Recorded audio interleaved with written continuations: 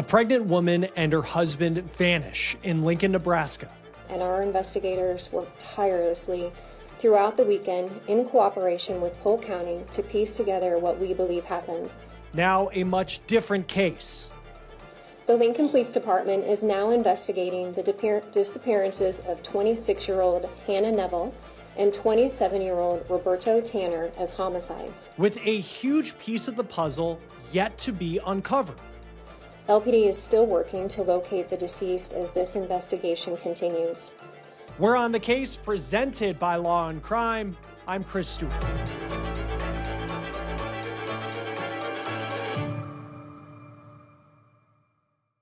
We partner with TruthFinder for the public record searches that we do here on Law&Crime. TruthFinder saves us research time so we can focus on reporting crime, not paperwork.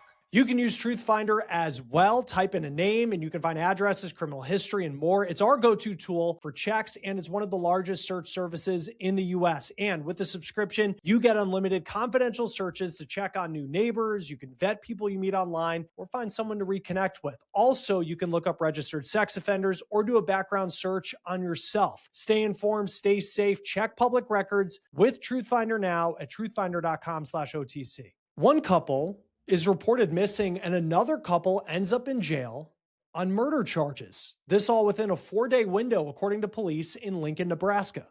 The Polk County Sheriff's Office alerted LPD on Wednesday evening, January 28th, about the missing persons report filed regarding Hannah, who is from Stromsburg, Nebraska.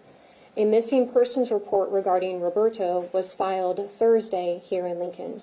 On Sunday evening, James and Titus were both taken into custody at their residence here in Lincoln. It may seem like an open and shut case, but it's far from it. We have a lot of gaps to fill in here, and the biggest being the fact it took nearly 2 weeks for anyone to alert authorities about the victim's disappearance. And now there's 2 bodies still out there, holding pieces of the story that can only be told through their wounds. Of course, there's the question of how did this happen? What happens now? Well, let's start from the beginning. It's Wednesday, January 28th, and a woman contacted the Polk County Sheriff's Office in Nebraska outside of Lincoln with serious concern. Hannah's roommate had reported her missing in Polk County after not seeing her since January 15th, when Hannah left Stromberg to pick up her husband in Lincoln. It had been 13 days since 26-year-old Hannah Neville was seen or contacted by her roommate and longtime friend. And she's not the only one who suspects that something's up. On January 28th, approximately 11:29 hours, we received a call from dispatch about a check welfare on a Hannah Neville, which she was called in by her health providers, and she missed 2 appointments in York to go see the doctor since she was pregnant. At the time, police said Hannah was 32 weeks pregnant, making this investigation even more crucial, even more disturbing, because 2 lives at that point were on the line. Now, at this point, authorities put 2 and 2 together, and they realized that Hannah wasn't just missing. Her husband, 27-year-old Roberto Tanner, was also unaccounted for. And now, nearly 2 weeks after they've reportedly vanished, the race was on to find them. Location data and witness statements place Hannah and Roberto at James and Titus's apartment at 1215 Arapahoe in Lincoln just before 7 p.m. on January 15th. Here's where 24-year-old Sterling James and 22-year-old Sadye Titus come into play. According to their Facebook page, this couple from Lincoln, Nebraska, they actually just got married a couple weeks earlier. And Sterling James does have a family tie to Roberto. They were half-brothers. So you look at that and you wonder, did Hannah and Roberto go pay a visit to celebrate the newlyweds? That remains unclear. But the timeline does place the missing couple at James and Titus's apartment for about an hour, and then something changes. Cell phone data shows Hannah's device leaving at 8 p.m., arriving at 7600 Northwest 27th Street in Lancaster County, and remaining at that location until around 1:30 a.m. It traveled to multiple other locations before going offline in the afternoon of January 16th. So Hannah's phone is spotted traveling to a second location, a private residence 15 minutes away, and it stays put for 4.5 hours. Then the phone moves to different locations before it eventually shuts off the following afternoon on January 16th. So that begs the question, what happened within that 4.5 hour window at the second location? And did Hannah even ever have her phone at that point? So I want to backtrack here for a moment because the Lincoln police chief said while Hannah's phone was at that second location, another emergency call came in that made this case even more suspicious. Earlier that same morning, just after 12:30 a.m., LPD also responded to a vehicle fire in the area of 39th and Cornhusker Highway. It was determined to be Hannah's SUV. LPD was not aware of her disappearance at the time of this unfortunate discovery. So now it's January 16th. And remember, a call for a missing persons report didn't come in until January 28th, 12 days later, nearly 2 weeks. So there is no dot to be connected to Hannah's SUV fire at that point. And it's worth noting that the SUV fire took place 15 minutes from where her phone pinged at the second location. Officers called Hannah that morning to advise her of the fire, but her phone number was no longer in service. We now believe that was because she was likely already deceased at the time. When authorities tried to reach Hannah about her SUV fire on the morning of January 16th, her number was disconnected, and that led them to believe that Hannah died within hours of her disappearance. But what about Roberto, her husband? How did investigators come to the conclusion that this was a homicide?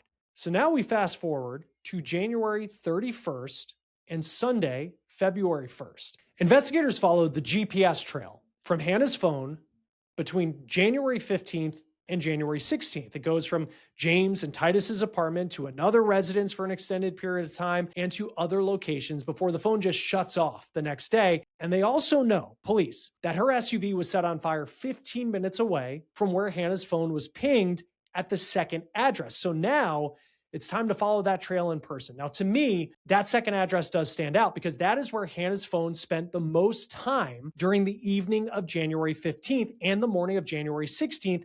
And that's the same time window where her car was found in flames. The Lincoln Police Department also agreed.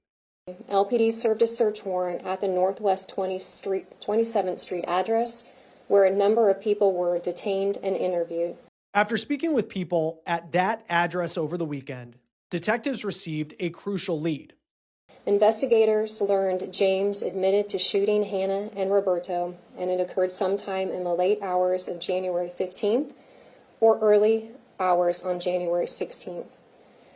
We believe he then buried their bodies and set fire to Hannah's vehicle.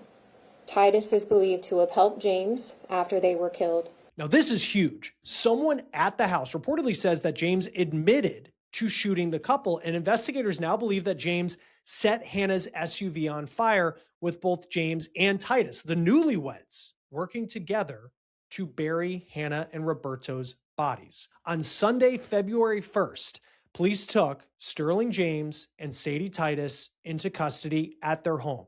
James is in the Lancaster County Jail on 2 counts of murder in the first degree. Titus is being held on 2 counts of aiding and abetting first-degree murder. Now, we have 2 people behind bars, Sterling James, who is Roberto's half-brother, on 2 counts of first-degree murder, and Sadye Titus on 2 counts of aiding and abetting first-degree murder. Now, we also have a digital footprint through Hannah's phone, along with key witness statements, but there are still huge pieces of evidence that remain at large. The investigation is very much active and ongoing, including determining a motive. So what can law enforcement do to try and find these things as more details unravel? Authorities haven't lost sight of the tragedy that this situation brings. We are heartbroken for their families, and our deepest condolences go out to their loved ones who are processing the tragic loss of this married couple, and they were expecting a child together. There's still lots of questions that we'd like to have answered, and we're not going to put anything out there without a guarantee.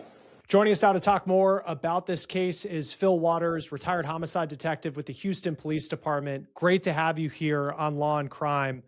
When you look at this case and you have 2 people reported missing, but it was 12 days until anyone came forward to say they were missing, I guess, how does that impact the way you approach an investigation?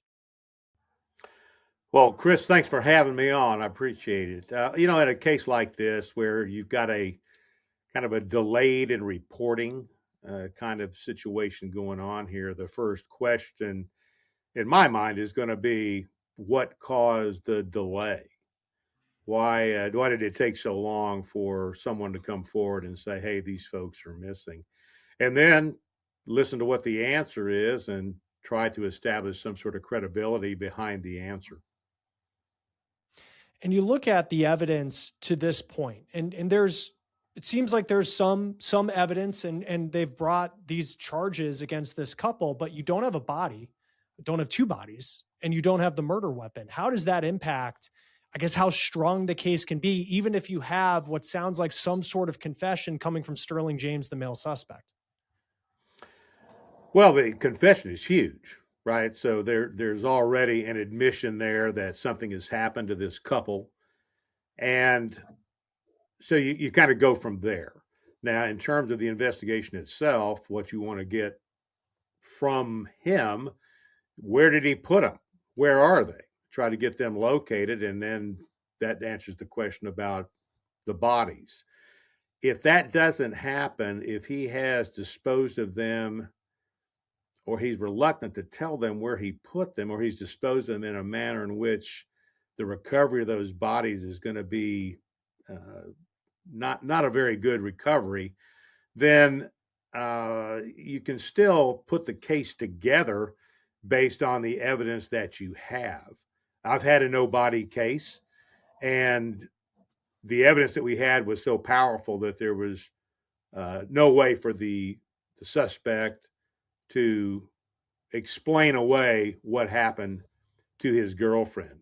And so even though we did not have the body, still did not recover the body to this day, we still got a conviction in court for murder. When you have a confession, because for me on the outside, when someone says they did it, I mean, that's good enough. For a lot of us in the public, it's like, okay, there we go.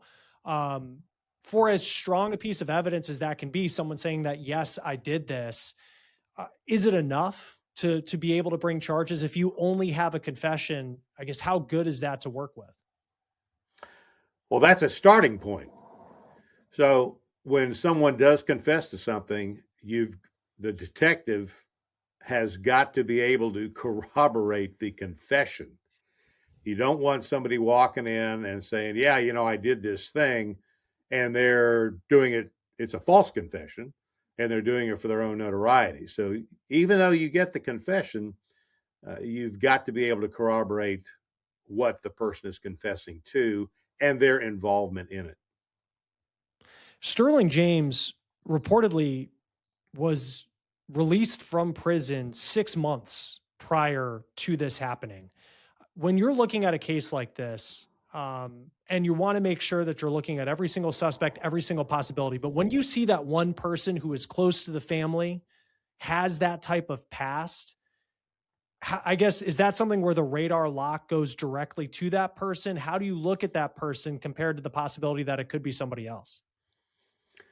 Well, in the scope of an investigation, you have to look at all the possible suspects, all the possibilities, and it is as important to eliminate suspects as it is to find the right one. So in terms of his background and the time that he was released from prison, that kind of a thing, you've got to kind of look at the investigation as to who were the first figures that were kind of put up on the skyline of this thing to look at first. And in cases like this, you're going to look at family first and kind of work from the inside out. The fact that he was released from prison 6 months prior to it, unless that goes to something that occurred while he was in prison. I mean, people murder people for one of three reasons: sex, drugs, or money. So we don't know if there was some discussion prior to his release between he and these relatives, these half brothers situation here. So you got to go back and do that history. Go back and try to find out where this may have started. What was the genesis of this, what ended up being in this murder. So all of those things are once that arrest is made and that confession has been offered, then that's where the investigation really starts. So you got to go into the background, start, where did it start from? Hopefully, in his discussion, in his confession, he's telling them that. He's saying, "Look, yeah, they visited me in prison. He's got a history of meth and that kind of thing." So we don't know what the dynamics were between them that caused him to take both of their lives. Well, and it's interesting where it seems, according to police, he has said that he did this, and yet they don't know where the bodies are, and it doesn't seem like they have a motive as of yet. What do you make of, yes, I did it, but then all the other information that fills in the blanks as to the why doesn't seem to be something that's been answered yet? That's strange. Not knowing what the police know, what the detectives know, what the deep dive in the confession was, that is odd to me. I know every confession I have taken, the question is at the end of it is always why. Even though the motivation behind a murder is not something that is required in court to prove, but it is something that everybody wants to know. And it is important to understand what that is. What was the motivation behind it? Because we have to get a sense of why is this defendant now sitting over there across the table being charged with murder or capital murder. I find it strange that he's confessed to doing it, but for whatever reason, what strange reason, he doesn't want to give them the why. That's very odd to me. So I don't know if that, I don't know what motivates that. That's a very, I don't think I've ever come across that in my career, talking to somebody. I've had people that didn't want to confess, of course, but not confess to it and then not explain why. So I don't know if that was a breakdown in the interview or where that process fell apart, but that is very odd to me. Yeah, it's certainly something that caught my attention as well. Seems like one of the stronger pieces of information they also have in this case is just cell phone data. And it seems that Hannah Neville, they were able to follow her to multiple different locations. And then you have the phone just kind of sitting there for 4.5 hours at one location. What do you make of how they were able to follow that cell phone? Because on one hand, it puts her in certain places, but then at the same time, it's like you have this 4.5 hour time frame where nothing seems to happen at all. And that in and of itself seems as interesting as it would with her being in a particular location where you could tie it to her death. Well, that's true. And, the cell phone, the digital fingerprints are huge. That is something that the investigative process has become a great tool to use to locate people, where they were, and so forth and so on. I would only comment that when we have this 4-hour gap in time where there appears to be no movement of the phone. Remember, it's the phone that's being moved around. We don't know that the body is with the phone. But I would presume that 4-hour period where the phone is immobile, that's where they're disposing of the bodies. Now, that doesn't, if they're able to pinpoint where that phone was to some degree, the cell site towers triangulate where that location was, and they would focus on the search.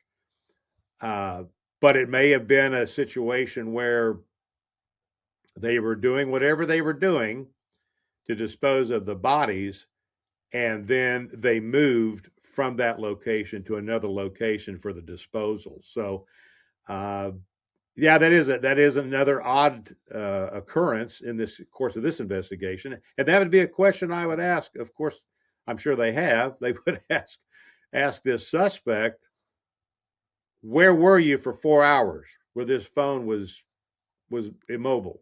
What was going on in that 4-hour time frame?"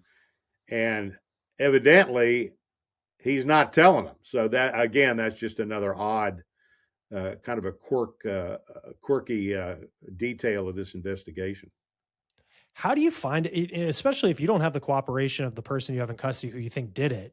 I mean, how do you find bodies like this? Because I've been to Lincoln, Nebraska. The city itself is kind of city-like, but in 4.5 hours, you can get very quickly to the middle of nowhere.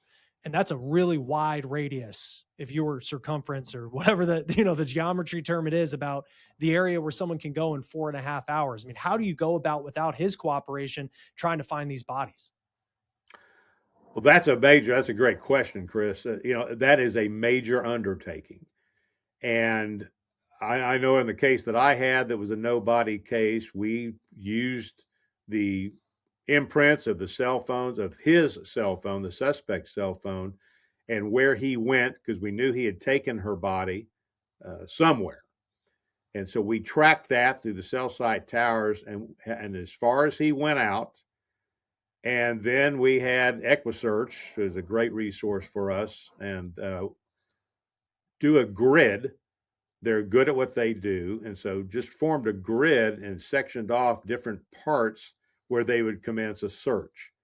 So you kind of work, you go out as far as they go, and when they stop, and that's where you'll set up a grid, and that's where you want to focus your search.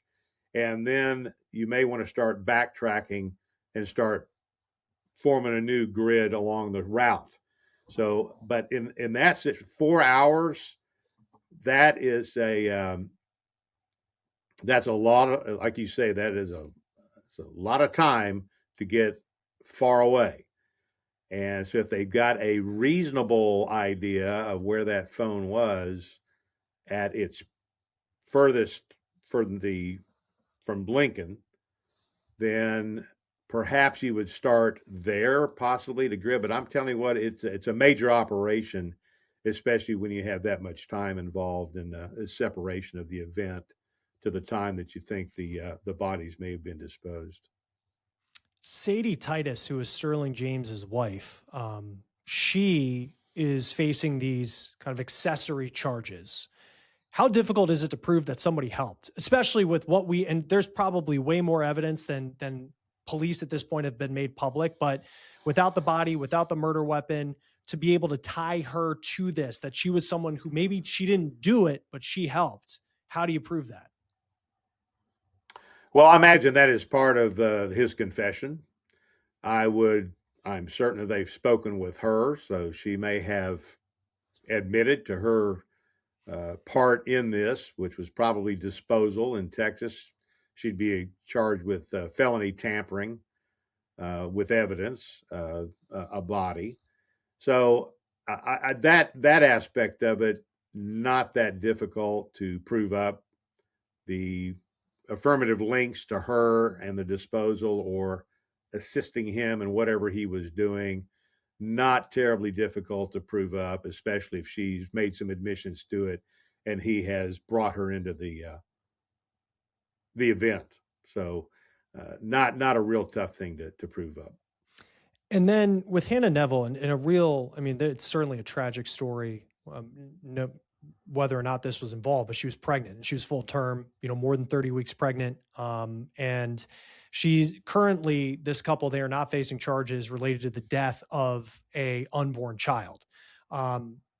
Without the body, what challenges does that pose to police? I mean, if you have evidence and proof that she was pregnant and now she's dead and you're saying she was murdered, why not charge that at this point? I know police said that they're looking into those charges, but I guess what are the steps that you have to hit to be able to add that charge on top of it? Well, you've got to be able to prove, you've got to have some evidence that she was in fact pregnant.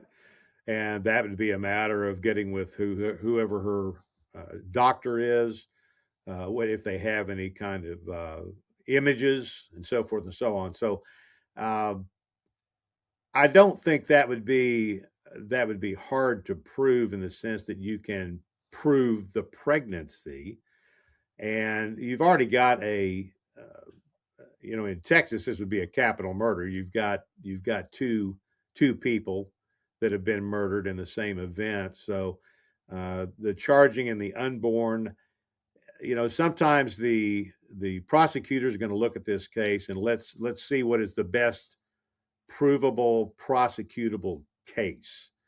And if they choose to single out the husband, that may be he may have been the target, and that she was just present, and she was kind of collateral damage, for lack of a better term, to this event. That may be the stronger case. Discharging with the unborn, they're going to have to make a decision as to whether or not that is more provable. Do they want to add this to it, or does it just look like it's going to be piling on? So, that'll be determined by the prosecutors on what's the most viable case to prosecute. We'll see what happens next. Very sad case out of Lincoln, Nebraska, and we'll see how this case gets built moving forward. Now these charges have been filed. Phil Waters, retired homicide detective with the Houston Police Department. Great to have you on Law and Crime. Thanks for being with us. Thank you, Chris. Have a good one. That will do it for On the Case, presented by Law and Crime. Subscribe to us on YouTube and Spotify, and now you can find episodes of On the Case on Peacock. I'm Chris Stewart. We'll see you next time.